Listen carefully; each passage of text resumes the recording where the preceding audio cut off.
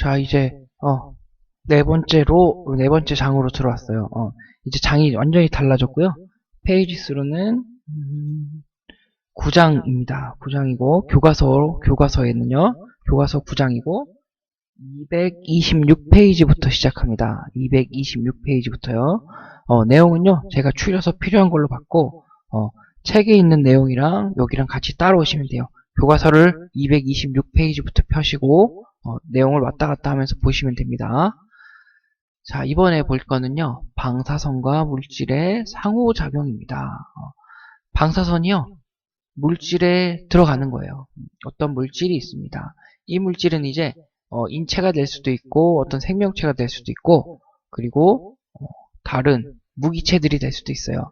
유기체가 될 수도 있고 무기체가 될 수 있고 어떤 물질에 방사선이 들어갑니다. 종류는 굉장히 많죠. 그쵸? 광자들도 있고 그 다음에 입자들도 있을 거고 입자들도 있을 거고 베타부터 시작해서 굉장히 많은 녀석들이 있을 겁니다. 이런 입자들이 얘네한테 갔을 때 그러면은 어떤 작용을 일으킬까요? 상호라고 했죠. 상호라는 건 둘이 같이 하는 겁니다. 어떤 작용이 일어날 거요. 그거를 얘네에 따라서 어떤 방사선이 들어오냐에 따라서 어떤 작용들이 일어나는지 그리고 어떤 특성이 있는지 보는 겁니다. 그러면은 첫 번째 봐야 될 게 있어요. 자, 여기와 전리입니다.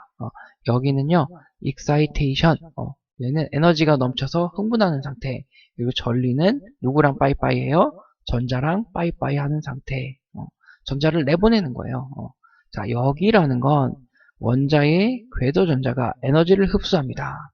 자, 이것도 이제 다 이해가 되실 겁니다. 잘 따라오셨다면요. 자, 안정된 기저 상태에서 가만히 있는 거예요. 그냥 나 편해. 가만히 있는데 에너지가 오는 거예요. 누가 와서 탁탁 건드리는 거예요. 그러면은 점점 분노 게이지가 차겠죠.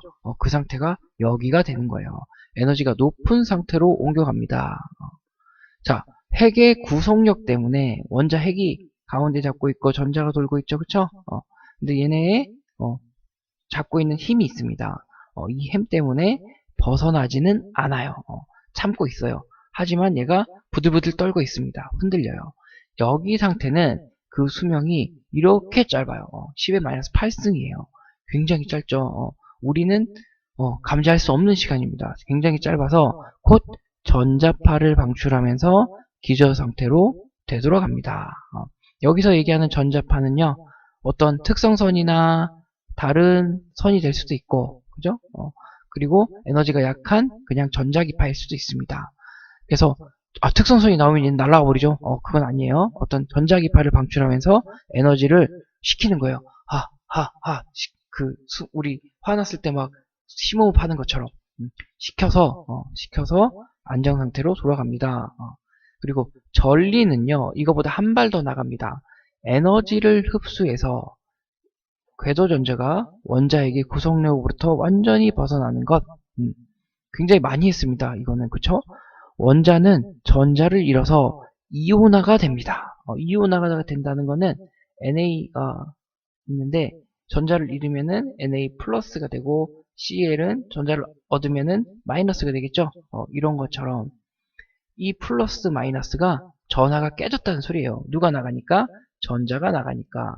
전자 개수 핵 안에 있는 양성자 개수하고 딱 이 균형을 이루고 있었는데 플러스 마이너스 균형을 이루는데 얘가 나가면은 뭐가 돼요? 나가면은 플러스가 우세해지고 들어오면은 마이너스가 되겠죠? 이런 상태를 우리는 이온화라고 합니다. 이온화되는 상태. 화학 시간에 많이 하셨을 거예요. 자, 이거는 WT 워크 펑션이에요. 역치라고 했죠? 한 개의 이온쌍을 만드는 데 필요한 평균 에너지가 WT로 되고 이거는 광전 효과에서 왔습니다. 반도체가 이걸 많이 쓰는데요. SI의 경우, 실리콘의 경우 3.6 일렉트론 볼트, 공기의 경우 34 일렉트론 볼트. 대단히 중요합니다. 공기는 기본이 되기 때문에 요거 꼭 알아주세요. 34 일렉트론 볼트다. 그 다음에 생성 이온쌍의 평균수는 N은 2분의 2를 이 워크 펑션으로 나눠주는 거예요. 왜요? 워크 펑션 자체가 일함수 역치값을 나타내 주니까 이거를 넘어서야 공기 같은 경우에는 34 일렉트론 볼트 이상이 돼야 누가 돼요? 전리가 되기 시작하고 전자들이 나오는 거예요. 자, 일렉트론 볼트라는 단위가 뭐였습니까? 기억나세요? 방사선 에너지의 단위예요. 일렉트론 볼트는 방사선 에너지의 단위였다. 1 일렉트론 볼트라는 건 전자 한 개를 1볼트로 가속시켜 줄 수 있는 에너지가 이 일렉트론 볼트예요. 1 일렉트론 볼트. 그러니까 원자 이온 쌍의 평균 수는 이온 쌍이 생긴다는 건 얘가 밖으로 나가면은 서로 쌍을 만드는 거니까 아니 이 개념은 아니고 그쵸? 이 개념 아니에요. 이온 쌍을 만드는 평균 수 n은요. n은 에너지를 뭘로 나눠요? 이걸로 나눠준다. WC로 나눠주더라. 겁니다. 그리고 자, 광자라는 건 누가 있어요? 우리가 알고 있는 대표적인 광자는 X가 있고요.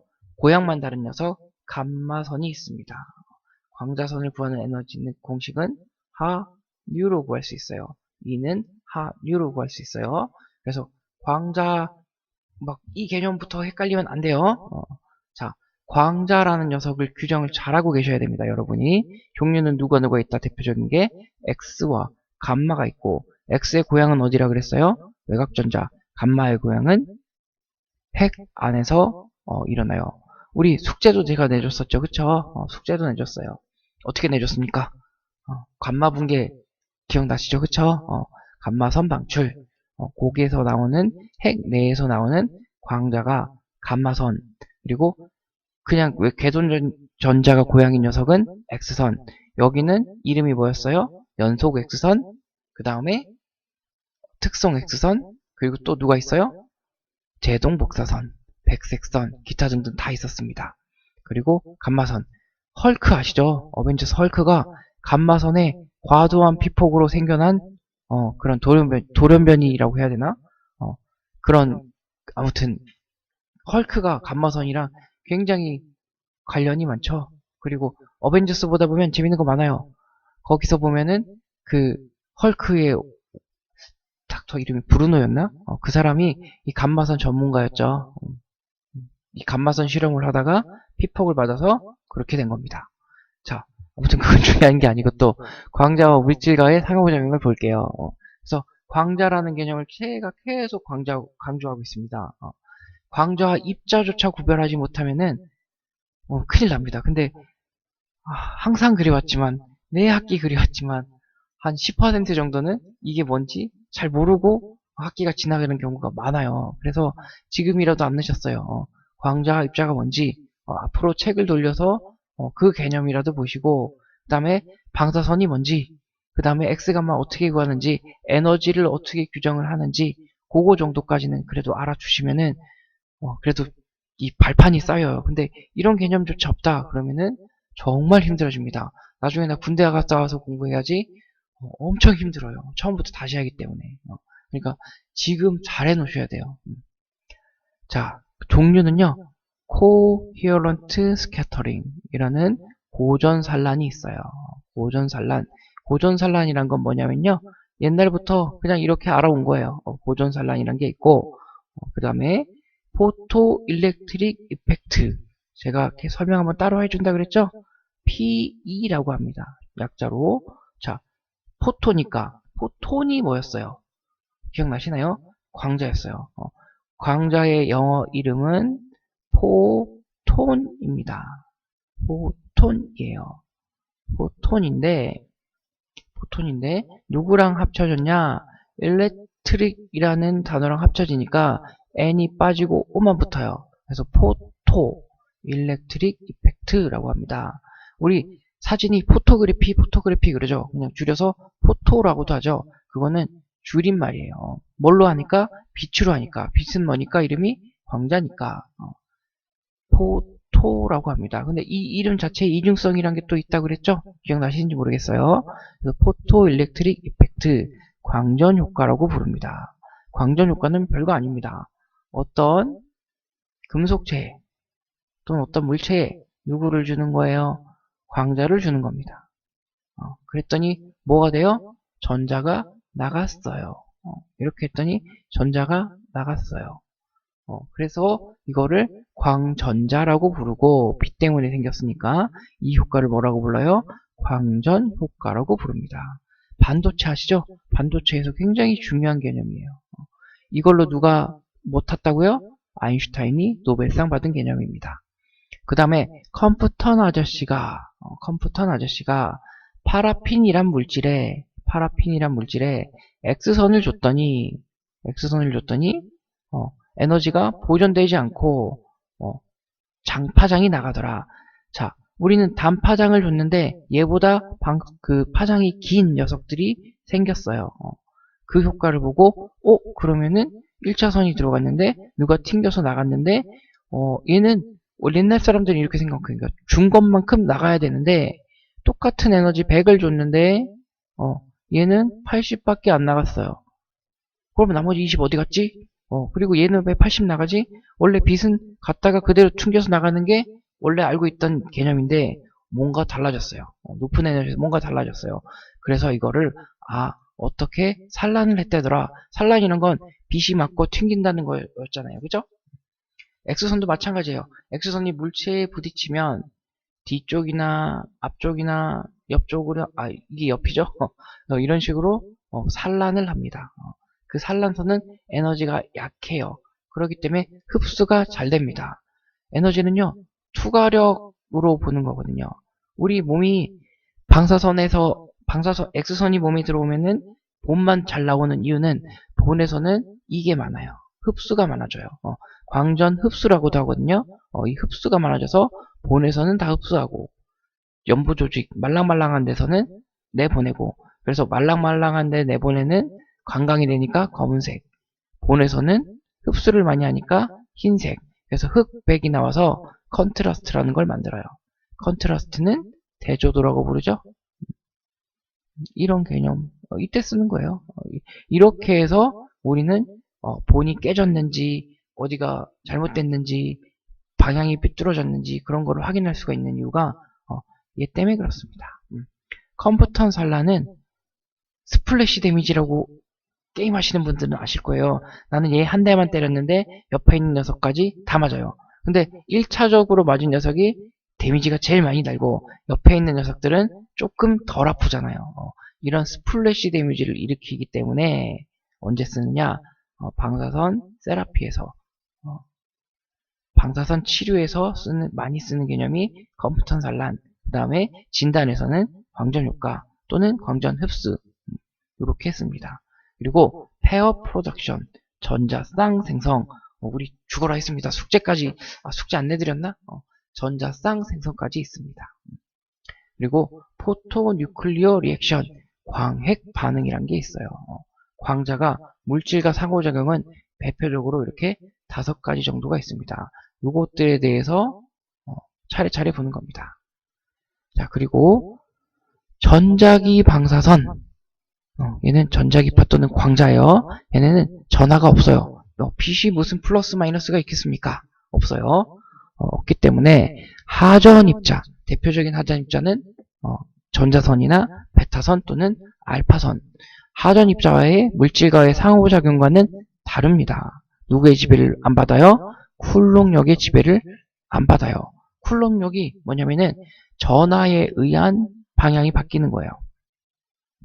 우리 쿨롱력 지배받는 게 대표적인 게 연속 X선 만들 때 핵이 있고 열전자가 날아오죠, 그쵸? 열전자가 날아오면 전자가 날아오면 핵은 플러스예요. 그래서 강행을 가다가 얘의 영향을 받아서 방향이 바뀌어요. 이게 쿨력력의 지배를 받는 겁니다. 근데 얘는 X나 감마는 그런 거 필요 없습니다. 그냥 일자로 다닙니다. 왜요? 플러스 마이너스의 지배를 안 받기 때문에. 그거를 전하의 지배를 안 받는다 그러니까 전하에 다니는 쿨롱이니까 쿨롱력의 지배를 안 받는다고 하는 겁니다. 이제 대충은 계속 이제 개념들이 반복됐기 때문에 이해가 조금씩은 가시는 분들이 있으리라고 믿어요. 그리고 고전산란. 자, 첫 번째죠. 고전산란. 2가지가 있습니다. 톰슨 산란하고 레일리라고 읽어요. 레일리 스캐터링이 있습니다. 자, 이때는 옛날은요. 이거는 고전이 우리는 클래식이라고 하잖아요. 옛날에는요. 입사파장애. 입사파장애. 얘는 지금 누가 받는 거예요? 광자하고 관계 보는 거죠. 그쵸? 광자에서 보는 거예요. 입자는 해당이 안 돼요. 입사파장애. 파장이니까 광자가 맞겠죠? 변동 없이 에너지가 센 거 약한 거 변동 없이 방향 변화만 일으키는 상호작용입니다. 그러니까 여기가 물체라고 치면 빛이 들어와서 딱 맞았어요. 근데 에너지는 100이었어요. 이 100의 에너지가 나 1로 갈래 이제 튕겼으니까 100으로 또 나간다는 겁니다. 이렇게 생각하는 게 고전산란이에요. 자, X나 감마선의 에너지가 아주 낮을 때입니다. 에너지가 높으면 안 돼요. 낮을 때예요. 원자의 개조 전자들과 작용해서 상호작용이죠. 그쵸? 자신은 사라지고 그 대신 진행 방향이 다른 입사 때와 같은 에너지를 방출하는 현상. 이게 고전산란입니다. 전제 조건은 뭐예요? 에너지가 낮을 때입니다. 에너지가 높으면 얘기가 달라져요. 에너지가 낮을 때. 그럼 얼마나 낮을 때야? 그거는 이따가 또 설명을 해줄게요. 고전산란은 X선, 감마선의 경우 파장이 매우 긴 경우 에너지가 약하다는 거예요. 방사선 에너지, 광자의 에너지가 세려면 파장이 짧고 그 다음에 뭐가 많아야 돼요? 진동수가 많아야 돼요. 람다는 짧고 뉴는 많아야 됩니다. 두 개 곱하면 누가 나와요? 광속이 나오죠. 광자의 속도가 나와요. 자, 이때를 제외하고는 거의 볼 수가 없어요. 보기 힘들어요. 얘네 자체가 기본적인 에너지가 센 애들이니까. 보통 누구에서 봐요? 빛에서 봅니다. 빛은 가시광선도 있고 적외선, 자외선 있죠. 그죠? 영역 많지만은 가시광선 예를 들면 거울에다 비쳤어요. 반짝반짝 비쳤어요. 그러면은 거의 얘네는 에너지가 거의 보존돼서 날아옵니다. 이쪽에다 에너지를 전달해서 궤도전자들을 어떻게 역이시키거나 전리시키기 힘든 에너지들이니까 그냥 들어와서 관심 없어 이러면서 튕겨버리는 겁니다. 그런 데서 볼 수 있어요. X나 감마는 굉장히 드뭅니다. 그래서 이거를 톰슨 아저씨가 하나 발견했네요. 톰슨은 누구예요? 전자의 아버지였죠. 그쵸? 원자 내에 각각의 전자와 그러니까 또 전자 얘기가 나오고 이거와 작용을 해서 전자의 진동에 의해서 고전산란하더라. 이게 톰슨 스캐터링. 그 다음에 레일리 스캐터링은 원자 내의 모든 전자, 즉 원자와 상호작용을 하면서 나오는 게 레일리 스캐터링. 두 가지가 있습니다. 고전산란은. 근데 보통 톰슨 얘기를 많이 합니다. 레일리는 잘 안 나오긴 한데 잘 안 나오진 않네요. 나오긴 하니까 두 가지를 꼭 알아두시고 고전산란의 개념은 쉽습니다. 왜요? 에너지가 낮을 때입니다. 아주 낮을 때. 그리고 자 이제 중요한 녀석이 들어왔어요. 영원히 따라다닐 녀석. 여러분을 계속 따라다닐 녀석. 광전 효과입니다. 바짝 들어야 돼요. 아니 바짝 들으래. 정신을 바짝 차려야 됩니다. 포토 일렉트릭 이펙트라고 합니다. 비교적 낮은 에너지의 광자가 100 치료 에너지가 실제 에너지가 100kV 이하의 광자가 우리 진단에서는 보통 150kilo 일렉트론 볼트를 넘지가 않습니다. 여기서 진단이라고 하는 거는 일반 X선 촬영도 포함되고요. 좀 특수 촬영인 CT도 포함됩니다. CT도 포함돼요. CT는 뭔지 아시죠? CT는 여러분 몸을 만약에 무가 썩었습니다. 무가 가운데가 썩었어요. 겉으로는 안 보여요. 그럼 이거를 자세히 보려면 어떻게 봐야 돼요? 어떤 무가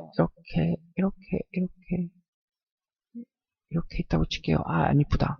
근데 가운데가 썩었어요. 근데 겉으로는 안 보여요. 이거를 효과적으로 볼 수 있는 방법. 칼을 준비합니다. 이렇게. 그런 다음에 어떻게 해요? 얘를 찹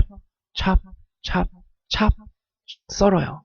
그러면서 우리 그걸 뭐라 그러죠? 무 슬라이스를 만드는 거예요. 똑같은 간격으로 무 슬라이스를 만들어요. 그래서 어떤 지점에 갔을 때 이제부터는 썩은 게 보여요. 어디까지요? 한 5장 보였어요. 그러면은 얘의 길이는 1cm 정도에서 부피가 어느 정도에서 가운데가 썩었네 하고 볼 수 있는 거예요. 이 개념이 CT입니다. 컴퓨티드 토모그래피. 토모란 소리가, 이건 토모그래피예요. 토모란 그래프 소리가, 여기 톰이 아나토미 그러죠. 아나토미가 잘라서 본다는 거예요. 해부학이잖아요. 이 톰이 자른다는 소리예요. 토모그래피가 뭔가 사진학, 영상학을 뜻하는 거니까 컴퓨티드 전사나 단층 촬영이라고 부릅니다. 그래서 이걸 어떻게 하냐면은 튜브가 한 바퀴 돕니다. 엑스레이를 360도로 촬영을 해요. 그런 다음에 얘네를 썰어서 사진을 여러 장으로 펼쳐요. 1mm 간격으로 하든지 몇 밀리미터 간격으로 할 건지 설정을 해서 여러 장으로 썰어서 이렇게 핸드폰의 갤러리에 보면은 사진이 많이 나오죠.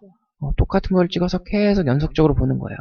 그래서 여기 이상 없어, 이상 없어, 이상 없어, 이상 없어. 근데 여기서부터 안 좋네, 안 좋네, 안 좋네, 안 좋네.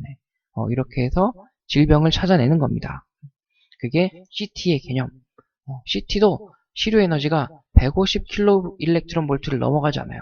그런데 아까 얘기한 RT는요. RT는 어떻게 돼요? 굉장히 에너지가 높다 그랬죠? 얘는 메가 단위로 움직입니다. 얘는 여기 암을 발견했잖아요. 만약에 암이라고 칠게요. 그러면은 이 암세포를 죽이려면 어떻게 해야 되냐면은 수술을 해서 잘라낼 수도 있지만 암세포는 여러 개로 이렇게 펴져 있어요. 어디까지인지 몰라요. 그래서 다리 하나 싹둑 잘라버리면은 편하게, 만약에 뭐 다리에 걸리는 별로 없으니까 만약에 간에 리버에 암이 있다고 칩시다.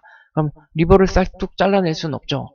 그러니까 수술을 할 건지 아니면은 세포기 때문에 어디까지 번져 있는지 몰라요. 암세포가.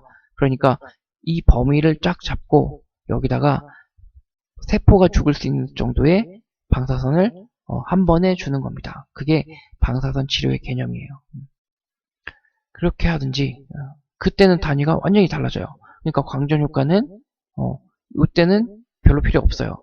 여기에서 비교적 낮은 에너지예요. 하지만 몸에는 안 좋은 에너지예요. 전리 에너지니까. 자, 광자 X 또는 감마가 물질 내의 내각 전자와 충돌합니다. 그리고 궤도에 있는 전자에 자신의 모든 에너지를 흡수시켜서 전자를 내보내요. 전리시킨다는 거예요. 그리고 나머지 에너지는 축적된 전자의 운동 에너지로 변환시켜서 밖으로 뻥 내보내는 겁니다. 이때 튀어나온 전자가 빛 때문에 왔으니까 광전자라고 부른다 그랬죠? 그리고 광전자는요.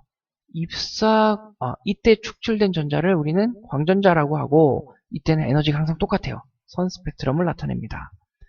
광전자는 입사 광자의 에너지에서 결합 에너지를 뺀 만큼의 운동 에너지를 가집니다. 당연한 거예요. 입사 광자는 전자의 결합 에너지, 아까 이 함수가 또 나왔죠? W 값. 이거보다 큰 에너지를 가져야 한다. 공기를 전리시키려면 몇 이상이 돼야 된다고요? 34 일렉트론 볼트 이상이 되어야 한다. 입사 광자의 에너지가 궤도 전자의 결합 에너지보다 크다고 반드시 생기는 건 아닙니다. 하고 아주 많이 났지만 잘 참는 애들이 있습니다. 입사 광자의 에너지가 궤도 전자의 결합 에너지에 비해서 약간 클 때 가장 많이 발생합니다. 다발하는 조건. 그리고 매우 중요한, 엄청 크게 해놨죠? 발생 확률입니다. 여기 pH 또는 P이라고 해야 돼요. 이거는요, 원자 번호의 한 3승 정도, 3에서 4승, 어떤 책은 3에서 5승, 어떤 책은 3에서 4승이에요. 에너지의 3에서 4승에 반비례하고, 원자 번호가 높으면 높을수록 광전 효과는 높아집니다. 원자 번호가 높다는 건 뭐예요? 주변에 궤도 전자수가 많다는 거예요. 원자 번호는 뭘 뜻하니까?